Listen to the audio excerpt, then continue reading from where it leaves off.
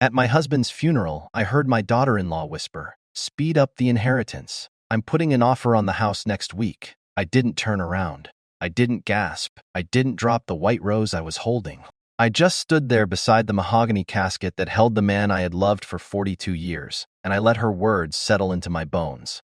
"I'm glad you're here. Stay with me until the end, and tell me in the comments where you're watching from. I've learned that grief travels far, sometimes farther than family loyalty ever did." The funeral home in Cedar Grove smelled like lilies and polished wood. Soft organ music drifted through the speakers, the same hymn Richard used to hum while fixing the porch light on summer evenings. The room was full, yet I had never felt more alone. Richard, my husband, my steady, patient, quiet Richard. He had died 6 days earlier in our bedroom, just after sunrise. A heart attack. Quick, the doctor said. Peaceful. There is nothing peaceful about watching the paramedics stop trying. I wore the navy dress he always liked, the one he said made my eyes look brighter than they were. I pinned his favorite silver brooch at my collar. My hands were steady when I adjusted it in the mirror that morning. They were steady now, too.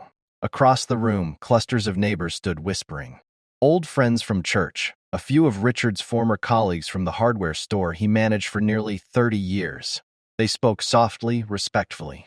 I nodded when they approached, accepted condolences, thanked them for coming. And then, just a few feet behind me, I heard her. Vanessa, my daughter-in-law. Her heels clicked lightly against the hardwood floor as she leaned toward my son. She thought I was too far away to hear, or perhaps she thought grief had made me deaf. "Speed up the inheritance," she murmured. "I'm putting an offer on the Lakeview property next week. We can't wait months for paperwork." My son Daniel didn't respond right away. I waited for him to say, "Not now," or "This isn't the time," or even, "Show some respect." Instead, he cleared his throat. "Let's talk about it later," he said quietly. Later. Not no, just later. The organ music swelled gently in the background. Someone sniffled. A chair scraped across the floor, and I realized something in that moment that grief had not yet allowed me to feel. I was already being erased. The service began shortly after. The pastor spoke about devotion, about partnership, about how Richard had built everything with love and intention. I kept my eyes on the polished wood of the casket. My reflection shimmered faintly in its surface, smaller than I remembered. When Daniel stood to give his eulogy, his voice trembled at first. He spoke about fishing trips, about learning to drive in our old Ford pickup, about the way his father never missed a little league game. Vanessa dabbed her eyes with a tissue. Perfectly timed, perfectly composed, I watched her carefully. Her black dress was new, I could tell. The tagline from the tailor still faintly pressed into the hem. Her nails were freshly done, a pale, tasteful pink. She held Daniel's arm not like a grieving daughter-in-law, but like a woman steadying an investment. I didn't cry. Not because I wasn't shattered, but because something colder had begun to take shape inside me.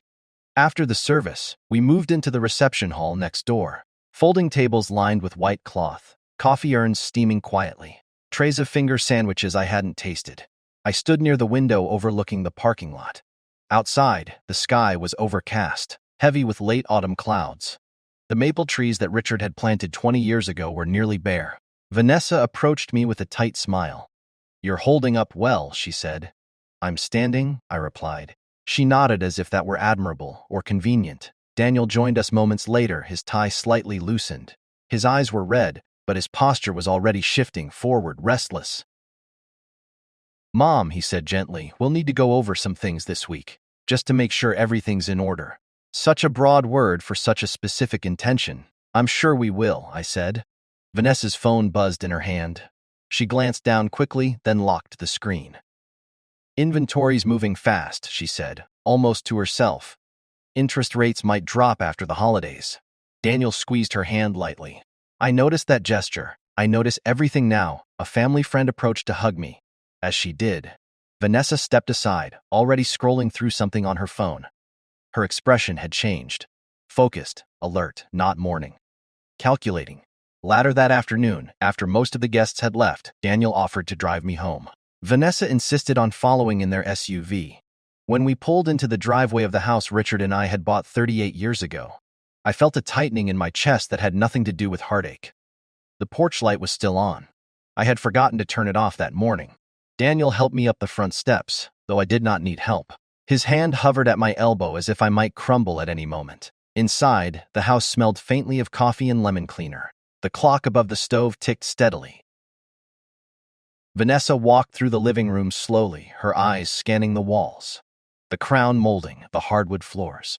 The staircase Richard had refinished himself one summer. So much space, she said quietly. I stood in the doorway of the kitchen. Yes, I said. It's been enough. Daniel cleared his throat again. He had done that often today. Mom, maybe in a few months we can talk about what makes sense. The house is big. Maintenance is expensive. I looked at the refrigerator. There was still a magnet from Daniel's college graduation in 2004. This house is paid off, I said. Vanessa's eyes flicked toward Daniel. That's exactly why it's valuable, she replied before she could stop herself. Silence fell between us. The kind of silence that reveals more than shouting ever could, Daniel sighed. We just want to make sure you're comfortable. Comfortable. The word echoed strangely in the room where Richard had taken his last breath less than a week ago. I am, I said. Vanessa adjusted her purse strap. We should head out. You need rest. Rest, another polite word for retreat. They left just before sunset. I watched from the front window as their SUV backed out of the driveway. The taillights glowed red against the fading sky. I did not wave. The house was quiet when I locked the door. Too quiet. I walked slowly through each room. The living room where we had hosted Christmas dinners. The hallway where Daniel had measured his height in pencil marks against the wall. The bedroom where Richard's slippers still rested beside the bed. I sat on the edge of that bed and looked at the framed photograph on the nightstand. Richard smiling, wind in his hair, Lake Michigan behind him. You heard her too, didn't you? I whispered. The house did not answer. But the silence felt different now, sharper, more aware. They thought grief would make me fragile. They thought a funeral would be the perfect cover for future plans. They were wrong, because while Vanessa was whispering about speeding up inheritance paperwork, I was listening, and I have never been careless with what belongs to me. The morning after the funeral, I woke up at 5:17 a.m. That had always been Richard's time. For 42 years, his alarm would buzz softly, and he would sit up on the edge of the bed, rubbing his face with both hands before standing. The mattress dipped less now. The room felt wider, colder. I lay there for a moment staring at the ceiling. The house was silent, not peaceful, silent. I finally pushed myself up and slipped my feet into my slippers. His were still beside the bed. Brown leather, worn at the heels. I didn't move them. In the kitchen, I made coffee the way he liked it. 2 scoops, not 3. I poured it into his mug without thinking, the white one with the small crack near the handle. Then I remembered. I stood there holding that mug for a long time before setting it back down. The house after a funeral is different. People stop calling. The casseroles stop arriving. The sympathy cards sit in a neat stack on the dining table as if grief can be organized. I walked through the living room slowly. Vanessa's words echoed in my mind. Speed up the inheritance. Not, are you okay? Not, how can we help? Inheritance. By mid-morning, Daniel called. Morning, Mom, he said. His voice sounded careful, controlled. Good morning. A pause. We were thinking, maybe this weekend we could start sorting through Dad's paperwork, just to get ahead of things. Get ahead. I'm not behind, I said quietly. Another pause. Longer this time. Of course. I just mean there's a lot to handle: property taxes, insurance, accounts. Accounts. I looked at the hallway closet where Richard kept the fireproof lockbox. I'll manage, I replied. Vanessa's voice floated faintly in the background of the call. I couldn't make out the words, but I recognized the tone, urgent, pressing. Daniel lowered his voice. Mom, the house is big. You don't have to decide anything now, but maybe we should explore options. Condos, something low maintenance. I walked to the window overlooking the backyard. Richard had built that deck himself, every nail, every board measured twice. I'm not exploring anything, I said. Silence again. This one felt different, less grief, more calculation. After we hung up, I went to the hallway closet and opened the lockbox. Inside were neatly labeled folders, Richard's handwriting steady and precise. Mortgage, paid in full, insurance policies. Investment accounts, last will and testament. He had always been meticulous. I carried the will to the dining table and sat down. The same table where we had celebrated birthdays, where Daniel had done homework, where Vanessa had once complimented my china with a smile that didn't reach her eyes. As I read through the pages, something tightened in my chest. Not fear, recognition. Richard had updated the document 6 months ago. There were notes in the margin, dates, initials. A reference to a trust I didn't remember discussing in detail. My phone buzzed again. A text from Vanessa. Let us know when you're ready to talk logistics. The market's moving fast logistics. As if my husband had been a shipment. As if our life together were inventory. I set the phone face down on the table. For the first time since the funeral, I allowed myself to feel something other than sorrow. It wasn't anger. It was clarity. They weren't grieving the same man I was. They were calculating what he left behind. And for the first time in my life, I realized I would have to protect more than memories. That afternoon, I drove to Mr. Halpern's office, Richard's attorney. The same one who had helped us refinance the house back in 1998. The same one who drafted our original wills when Daniel was still in high school. The parking lot was nearly empty. A pale November sun reflected off the windshield as I sat there for a moment, hands resting on the steering wheel. I wasn't trembling. I was thinking. Vanessa's message replayed in my mind. The market's moving fast. I stepped out of the car and walked inside. Mr. Halpern looked older than I remembered, thinner, but his eyes were sharp. "Mrs. Whitmore," he said gently, standing to shake my hand. "I'm very sorry about Richard." "Thank you," I replied. My voice was steady. We sat across from each other at his polished oak desk, the same desk Richard had once joked could survive a tornado. "I reviewed the updated documents this morning," he said, folding his hands. Richard was very specific. I noticed he studied me carefully. "Has someone approached you about accelerating the estate process?" I didn't answer immediately. Instead, I looked at the framed certificates on the wall, degrees, licenses, years of experience. "Yes," I said finally. "They have." He nodded slowly, as if he had expected that. "Then it's important you understand something," he said. "The primary residence and the majority of liquid assets were placed into a revocable living trust 6 months ago. I saw that. The trust names you as sole trustee," he continued. "Full control, immediate authority." I let that settle. "And Daniel?" I asked. "He is a beneficiary," Mr. Halpern said carefully, "but distributions are conditional." "Conditional how?" He opened a folder and slid a document across the desk. "There's a clause," he said.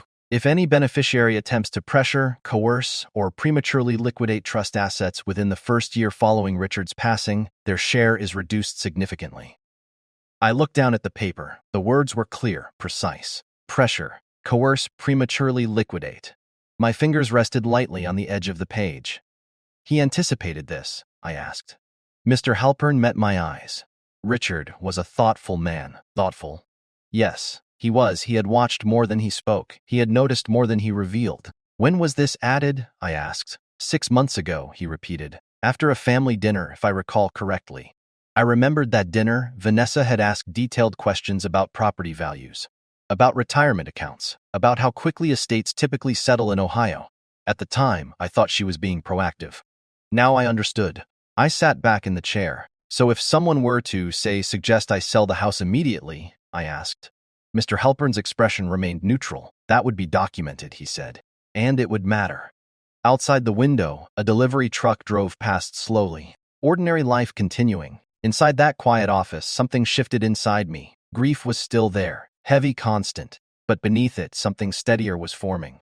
"Protection. Do they know about this clause?" I asked.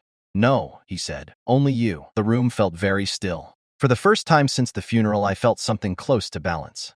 They thought they were ahead of me. They thought I was alone in this house, too overwhelmed to read fine print. They were wrong. Richard had not left me unguarded, and I was not as fragile as they believed. I didn't tell Daniel about the meeting. Not that day. Not the next. Instead, I went home and did what I have always done when something matters. I paid attention that evening. The house felt different. Not smaller, not emptier. Clearer. I made myself a simple dinner. Toast and scrambled eggs. I sat at the dining table with the trust documents neatly stacked beside my plate. I didn't reread them. I didn't need to pressure, coerce, prematurely liquidate. Richard had chosen those words carefully. Around 7:30 a.m. p.m., my phone rang. Vanessa. I let it ring twice before answering. "Hi," I said. "Hi," she replied brightly. Too brightly. "Just checking in. How are you holding up?" "I'm upright," I said, a soft laugh, the kind people use when they don't know what to do with silence. "We were thinking," she continued, "maybe it would be smart to get an appraisal on the house sooner rather than later, just to know your options." Options. I could almost hear the real sentence underneath. "Just to know what it's worth." "I'm not selling," I said calmly. Another small pause. "Oh, of course," she said quickly. "No one's saying you have to. It's just markets fluctuate. Timing can mean a big difference. We're only trying to help." Help, the word landed gently. but it didn't feel gentle. Daniel's voice came faintly through the phone. Put me on speaker. A small rustle. Mom, he said.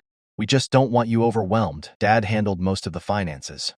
I looked around the kitchen, the cabinets I had organized for decades, the bills I had balanced every month, the tax folders labeled in my handwriting. I'm not overwhelmed, I replied. You don't have to prove anything, Vanessa added softly. We're family. I thought about the funeral, the whisper, the Lakeview property. I know exactly what I don't have to prove, I said. The line went quiet. Daniel cleared his throat, that familiar sound again. Okay, he said carefully. We'll give you space, but we should meet soon, just to review everything together. I'll let you know, I said. I ended the call before the conversation could stretch into something else. That night, I walked through the house again. I stood in the living room and looked at the framed photos on the mantel. Daniel at age 8, missing his 2 front teeth. Daniel at his college graduation. Daniel on his wedding day, Vanessa's hand wrapped around his arm. There had been signs. Questions about square footage, about resale value, about whether we had considered downsizing while the market was strong. At the time, I thought it was generational thinking. Now I understood it as preparation. The next morning, a real estate flyer appeared tucked into my mailbox.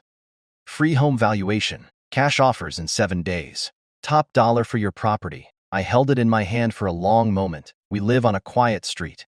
Realtors don't usually circle like that unless someone tips them off. I didn't throw the flyer away. I placed it on the kitchen counter. Then I walked to the hallway closet and opened the lockbox again. I took out a small notebook, the one where Richard used to jot down reminders. On the last page, in his steady handwriting, were 3 words, trust her judgment. He had underlined it once. I closed the notebook gently. They thought grief would make me passive. They thought I would cling to them for guidance. They didn't realize something important. I may have lost my husband, but I had not lost my mind, and I was done listening from across the room. 2 days later, Daniel texted me. Dinner at our place Sunday, just family. We should talk. Just family? I stared at the message for a long moment before replying. I'll be there. Sunday evening, I drove the 12 miles to their subdivision, identical houses, identical lawns, identical mailboxes standing in a straight line like soldiers. Their porch light was already on when I pulled into the driveway. Vanessa opened the door before I even knocked. You made it, she said with a wide smile. Come in. Her tone was warm, practiced. The house smelled like rosemary chicken and something sweet baking in the oven. Soft music played from a speaker in the kitchen. The table was already set. Cloth napkins, wine glasses, candles, it looked like hospitality. It felt like strategy. Daniel hugged me briefly. His arms were tense, not lingering. How are you doing? He asked. I'm functioning, I said. We sat down to eat. For the first few minutes, the conversation stayed light. Work updates, traffic. The weather turning colder, then Vanessa placed her fork down carefully. So, she began, glancing at Daniel, we've been looking at some numbers. Numbers, Daniel nodded. Mom, we just want to be practical. I folded my napkin on my lap and waited. The house is worth a lot right now, Vanessa continued. You could sell, downsize, invest the difference, live comfortably, travel, you don't need all that space. There it was again, space, as if square footage were the issue. I've lived there for 38 years, I said calmly. It fits me, Daniel shifted in his seat. It's not about fit, he said. It's about efficiency. I took a slow sip of water. And what would be efficient? I asked. Vanessa leaned forward slightly. If we move quickly, we could close before spring. Prices might soften after that. We even spoke to a realtor who specializes in estate transitions. Estate transitions? I felt something settle into place inside me. You spoke to a realtor, I repeated. Just to gather information, Daniel added quickly. Nothing official. Of course not. I looked at the candle between us. The flame flickered gently, steady despite the air moving through the room. Did you gather this information before or after the funeral? I asked. Silence, not loud, not dramatic, just long enough. Vanessa's smile tightened. We're trying to protect your future. My future, I repeated softly. Daniel exhaled. Mom, you can't manage that house alone forever. Forever. Such an interesting word to use 1 week after a burial. I set my glass down. I won't be rushed, I said. No one is rushing you, Vanessa replied smoothly. We just think decisions are easier before things get complicated. Complicated. I thought about the trust documents sitting in my desk drawer, about the clause neither of them knew existed. Pressure, coerce. Prematurely liquidate. Daniel leaned back in his chair. We're your only family. I met his eyes.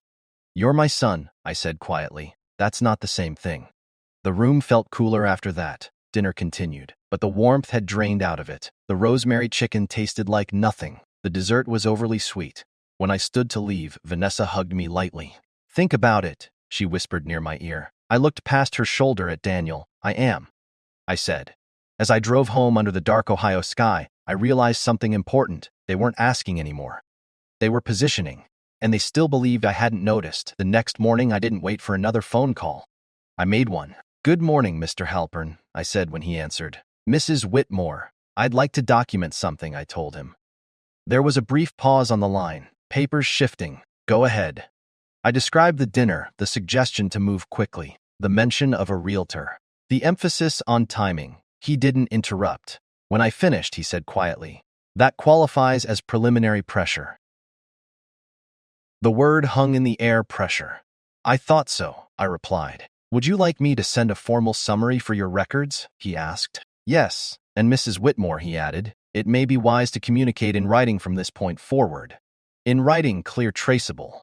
I understand, I said. After we hung up, I sat at the kitchen table with my laptop. The same table where Daniel once built a volcano for his 5th grade science fair, baking soda everywhere.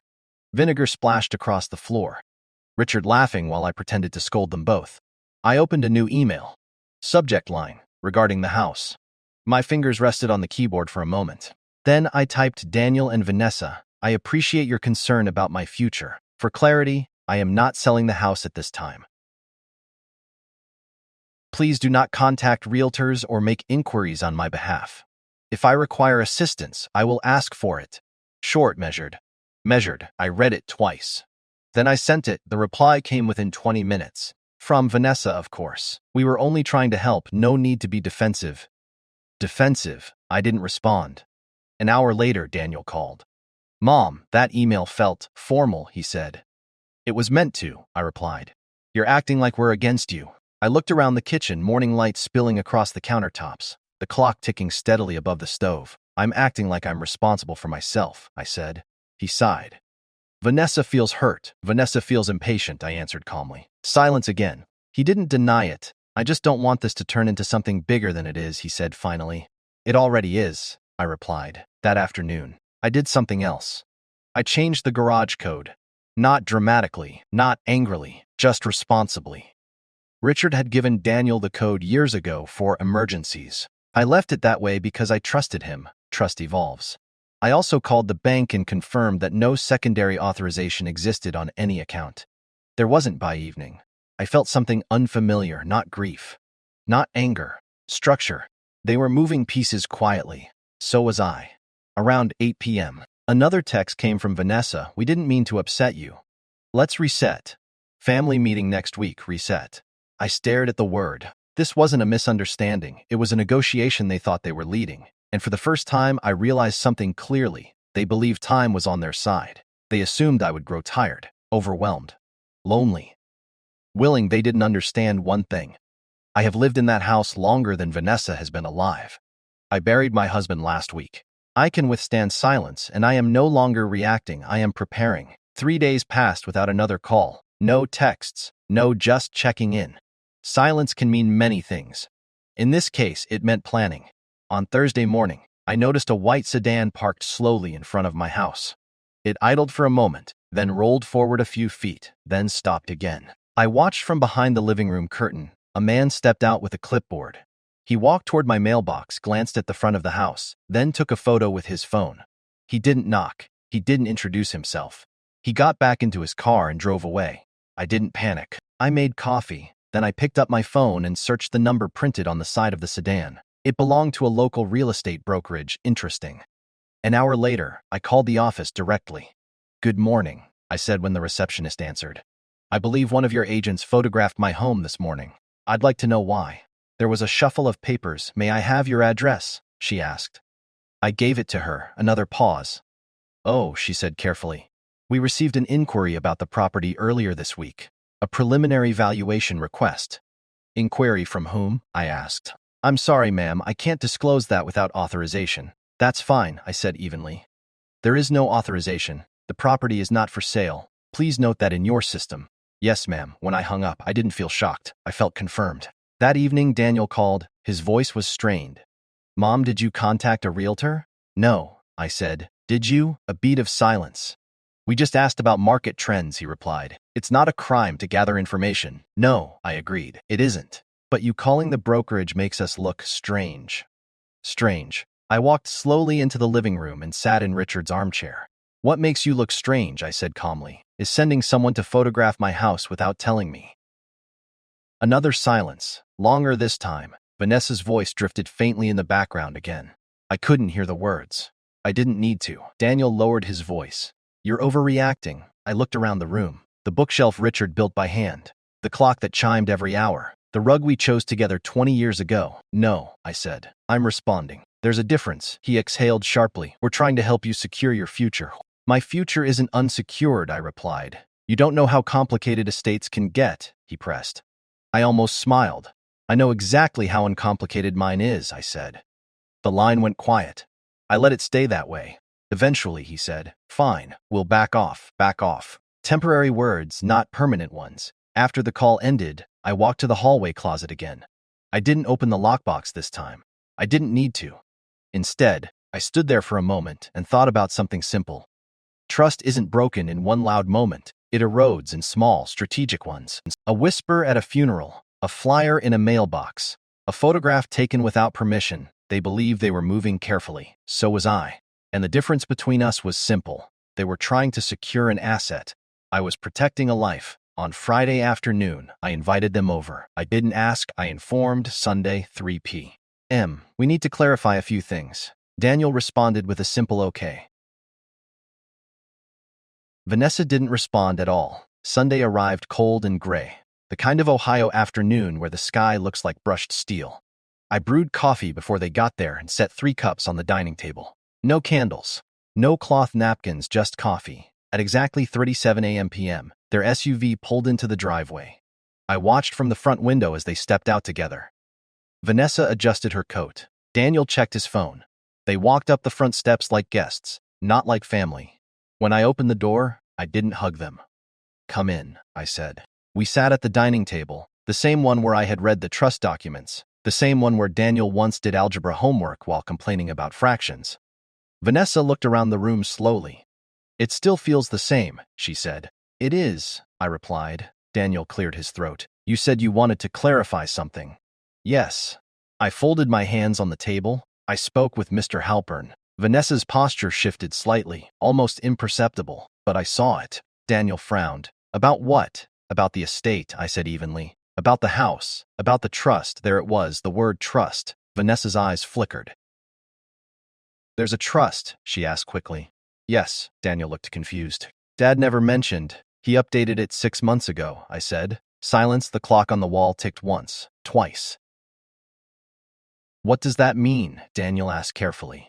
It means, I continued, that the house and the majority of assets are held in a living trust. I am the sole trustee, Vanessa leaned forward. So you control everything. Yes, the air shifted. Daniel tried to sound casual. Well, that makes sense. You're his wife. There's also a clause, I added. Now I had their full attention. A clause, Vanessa repeated. Yes. If any beneficiary attempts to pressure or accelerate the liquidation of assets within the first year, I paused slightly, letting the sentence breathe. Their share is reduced. No one spoke. I didn't rush to fill the silence. Daniel's face drained of color. Reduced how? Significantly, Vanessa sat back slowly. That feels extreme, she said. It feels intentional, I replied. Daniel looked down at the table. You think we're pressuring you? I met his eyes. You sent a realtor to photograph my home. Vanessa opened her mouth, closed it. That was just information gathering, she said. Without my consent, I replied calmly. The room felt colder now. I'm not accusing, I continued. I'm informing. Daniel ran a hand through his hair. So, what are you saying? I'm saying, I said evenly, that any further attempts to rush decisions will be documented. Vanessa's composure cracked for just a second. So we're being threatened now? No, I said softly. You're being protected from yourselves. Silence again, longer this time. The kind that forces people to think instead of react. Daniel finally spoke. So we do nothing. Yes. For how long? 1 year. Vanessa stood up abruptly. That's ridiculous. I remained seated. It's written, I said. She looked at Daniel, then back at me. You planned this, she said. I shook my head slightly. No, I replied. Your father did. The clock ticked again, and for the first time since the funeral they realized something important. They were no longer ahead of me. Vanessa was the first to move toward the door, not in a hurry, not dramatically. Just if Daniel stayed seated for a moment longer, staring at the surface of the table as if the wood grain might rearrange itself into something simpler. 1 year, he said quietly. 1 year, I repeated. That's a long time. I studied his face. He wasn't thinking about grief. He wasn't thinking about me sleeping alone in the bedroom he grew up down the hall from. He was thinking about timelines. It's 12 months, I said, after 42 years of marriage. That landed. He exhaled slowly and stood up. Vanessa was already by the front door, arms folded. This is unnecessary, she said. No one was attacking you. I walked them to the entryway. No one is attacking anyone, I replied. We're simply respecting what your father put in writing. Daniel slipped on his coat without looking at me. You could have told us sooner, he said. You could have waited longer, I answered. Silence. He paused with his hand on the doorknob. Do you really think we'd try to hurt you? He asked. The question was softer than anything he'd said all afternoon. I didn't rush to answer. I think I said carefully that people show you who they are when they believe you're too fragile to notice. Vanessa's jaw tightened. That's unfair. Is it? I asked calmly. No one responded. The front door opened. Cold air rushed in. They stepped outside. Daniel hesitated at the top of the porch steps. We'll give you space, he said finally. Good, I replied. He nodded once and followed Vanessa to the car. I didn't wave. I closed the door gently and leaned my hand against it for a moment. The house was quiet again, but it felt different than it had after the funeral. Before, the silence had been heavy. Now it felt deliberate. I walked back to the dining table and sat down. 3 coffee cups still rested there, theirs untouched. I gathered them slowly and carried them to the sink. As I rinsed the porcelain under warm water, I thought about something simple. Pressure doesn't always look like shouting. Sometimes it looks like smiles, like concern, like phrases such as "we're only trying to help." But intent reveals itself in patterns. A whisper at a funeral, a realtor in the driveway, a dinner framed as strategy. They hadn't expected resistance. They had expected grief to soften me. Instead, it clarified me. My phone buzzed on the counter. A message from Daniel. We didn't mean for this to turn into a legal situation. I dried my hands before replying. It didn't. I typed. It turned into clarity. 3 dots appeared, then disappeared. No response. I placed the phone face down and walked into the living room. The late afternoon light filtered through the curtains, casting long shadows across the floor. Richard had refinished himself. The house felt solid beneath my feet, anchored. They would need time to adjust. So would I. Grief doesn't end because conflict begins. It simply changes shape. I stood by the window and watched the sky darken. 1 year. That was the boundary, and boundaries are not punishments. They are protections. For the first time since I heard that whisper at the funeral, I felt something steady settle in my chest. Not victory, not anger, authority, and I was just beginning to use it. The week after that conversation, everything became quieter. Too quiet. No surprise visits. No market updates. No suggestions about condos or efficiency. Daniel texted once. Hope you're okay, I replied. I am. That was all. But silence does not mean surrender. It means recalibration. On Wednesday afternoon, I received an envelope in the mail. No return address. My name typed neatly across the front. Inside was a single sheet of paper. A printed market analysis of my home. Estimated value highlighted in yellow.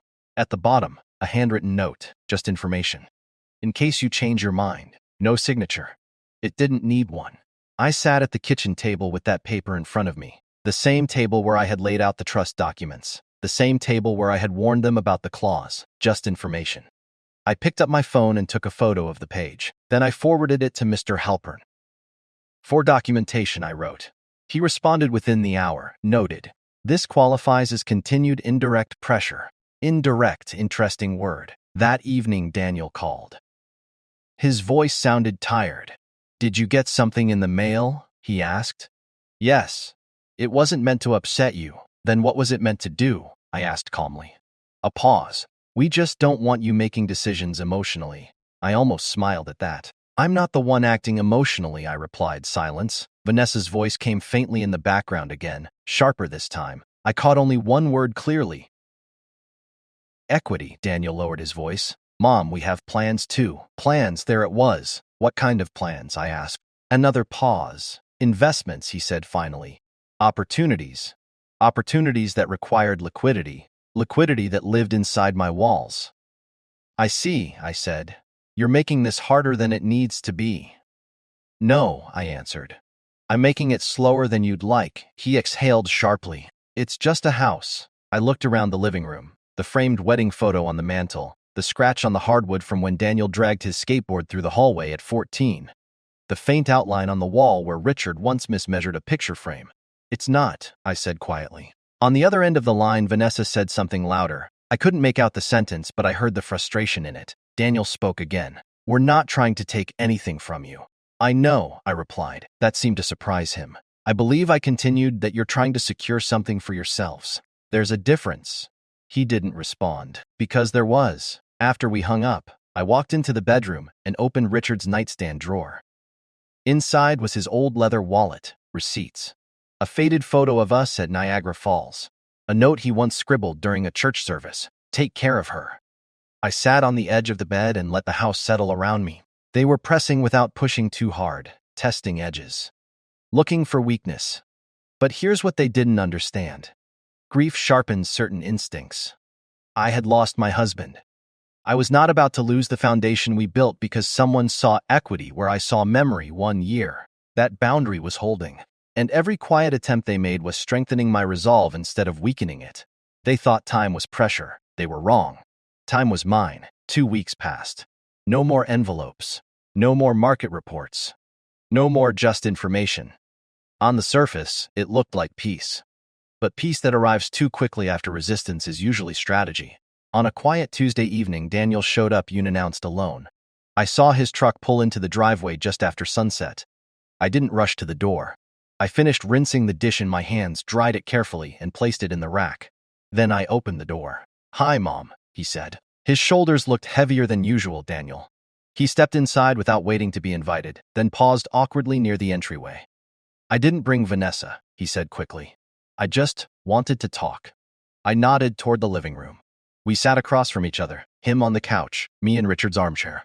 For a moment, neither of us spoke. Finally, he leaned forward, elbows on his knees. Is there really a clause? He asked. Yes. And it really reduces my share? Yes. He swallowed. That's harsh. It's protective, I replied. Silence. He looked around the room slowly, the way someone does when they realize something might not belong to them after all. I didn't know he changed anything, Daniel said quietly. Dad didn't tell me. Your father didn't explain everything he did, I answered. He observed more than he discussed. Daniel nodded faintly. He knew that was true. I feel like you think I'm greedy, he said. I studied his face, not the man in his 40s sitting in front of me. The boy who once asked if monsters could fit under his bed. I think, I said carefully, that you allowed someone else's urgency to become your own. He didn't argue. He didn't defend her. He just stared at the floor. Vanessa thinks you're freezing us out, he said after a moment. I'm freezing out pressure, I replied. Another long silence. Then he asked something different. Are you going to change anything else? There it was. Not concern. Fear. No, I said evenly. As long as the boundaries are respected, he leaned back slowly, so we just wait, yes, for a year.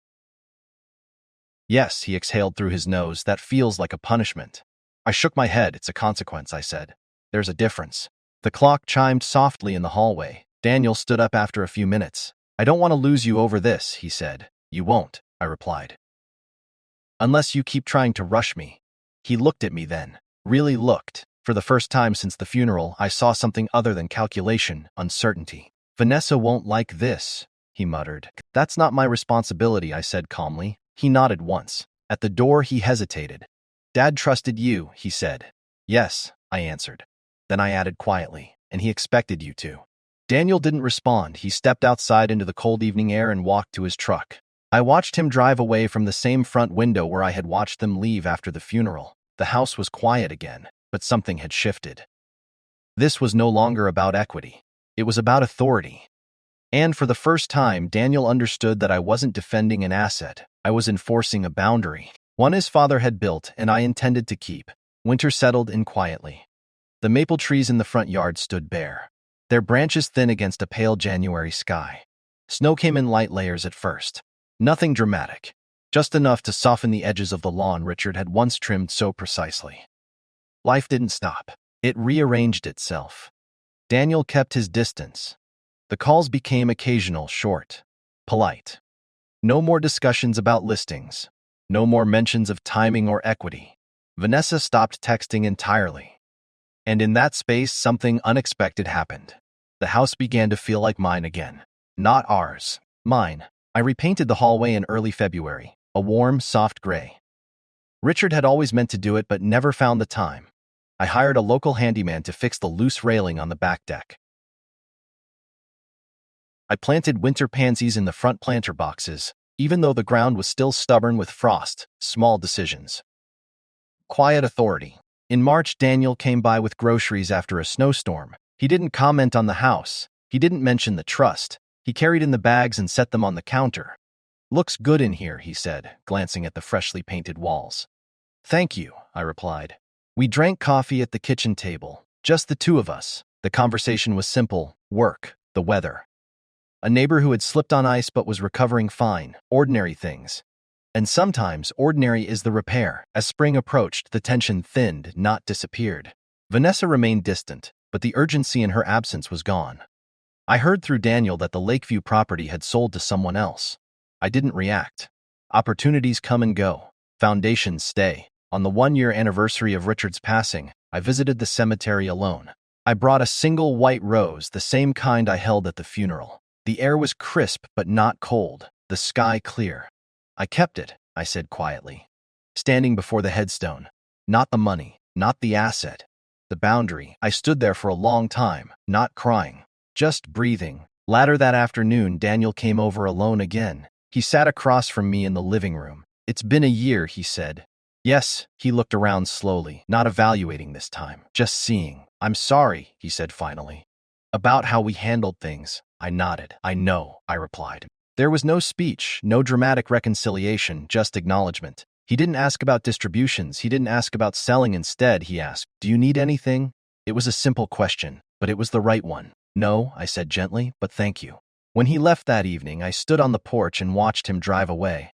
The sun was setting behind the trees Richard planted decades ago. The house stood solid behind me. Brick, wood, memory. They tried to move quickly, to get ahead of grief, to secure something before I found my footing.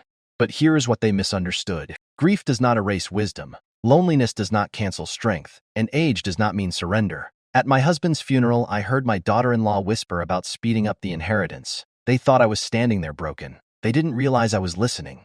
1 year later, the house is still mine. The trust remains intact. And my son has learned something more valuable than equity: respect. I turn off the porch light each night now, just before bed. Not because I'm afraid of the dark, but because I know exactly who I am in it.